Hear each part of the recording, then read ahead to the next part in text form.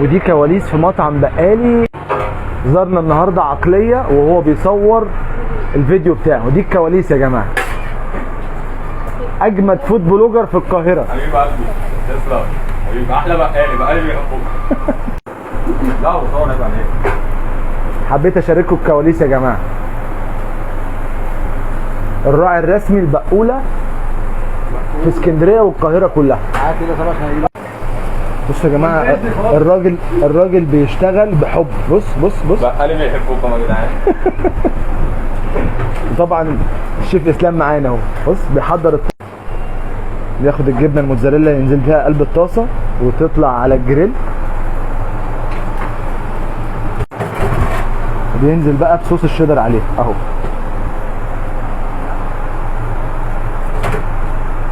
ولسه مع الكواليس هنا بنعمل بيضه بالصدق. انزل يا شيف انزل.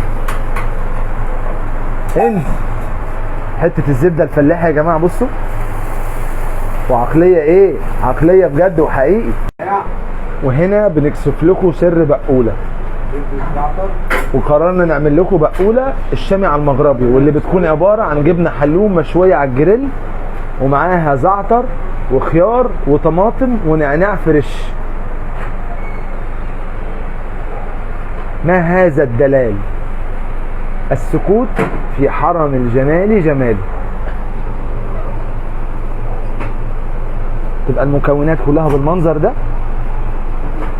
يلا بقى ننزل على الجريل.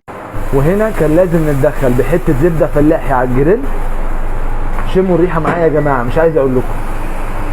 وتنزل بقوله. وهنا بقى تركي وشيدر صح؟ لا هما الاثنين. يلا بينا. ده التركي المقلي، واحد تركي مقلي وواحد شيدر مقلي. وعقليه تحول للشيف دلوقتي، هو اللي نزل بالجبنه المقليه. انا اصلا اشتغلت على الشوايه قبل كده في الساحل. الله. اللقمه اهي. بصوا يا جماعه. الله. لا لا لا لا لا لا لا لا لا لا. الله. بصوا يا جماعه منطقه الجبنه عامله ازاي. مش ممكن، مش ممكن. هي دي التصاط في بقالي يا جماعه. جبنه بجد فيها شده بجد. وزي ما قلنا قبل كده التصاط مدرستين، مدرسه بتحط جبنه حقيقي مش بشاميل، والمدرسه الثانيه بتكون عباره عن دقيق بس مع طعم الجبنه مش جبنه حقيقيه. حبيت اصور لكم الكواليس بس. طب واللقمه؟ وهنا بقى لقمه العيش البلدي اللي هنحط فيها الجبنه التركي المقليه والجبنه الشيدر المقليه. هيجي يصور هنا. هات لقمه البيت صدق. لقمته ايه؟ فين بالظبط دي.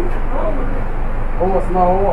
بصوا يا جماعه الفود بلوجر بيتعب ازاي عشان يطلع لكم الفيديو. والله حياه الناس بتاعت والله العظيم بيتعبوا. انها حياه الشقاء، حياه الفود بلوجر المسكين اللي بيروح يا عيني من مطعم لمطعم عشان يقدم لك فيديو بمحتوى كويس. ده غير المونتاج. والله الناس بتقول لي انت بتروح تاكل بس انا مش عارف. اقسم بالله. ومشاهد بتتحذف ومشاهد بتتقطع وليله سيادتك. بص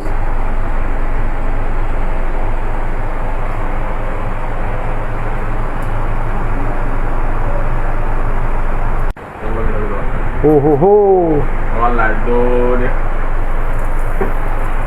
دي بقولة الشامي على المغربة يا جماعة. لو تشموا ريحة النعناع بعد ما طلع من على الجريل مع الجبنة والخيار والطماطم، الجبنة الحلوم في حتة تاسعة. بصوا اللقمة بعد ما اتلفت الفطيرة. بصوا بقولة يا جماعة. بصوا بقولة.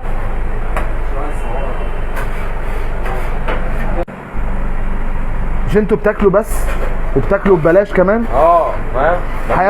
حياة الفود بلوجر كده يا جماعة. ما بنتعبش. يقول لك تروح تصور وتاخد فلوس وتروح وبتاكل. وحبيت اختم الفيديو بتاعي مع عقلية افخم فود بلوجر فيك يا قاهرة بالجملة بتاعتنا اللي بتقول بقالي بيحبكم.